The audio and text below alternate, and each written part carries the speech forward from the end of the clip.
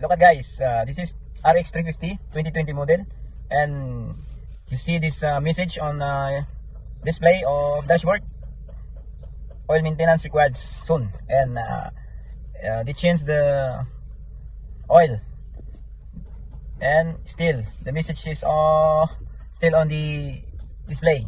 And what we are going to do is how we reset this oil maintenance. So your first thing to do is you put the auto trip A and trip B to 00. Okay, so put on trip A and then hold, and trip B push and hold.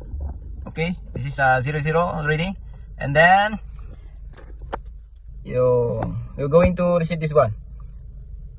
So go to this one, the vehicle settings. That's the vehicle settings, and go to oil maintenance, and then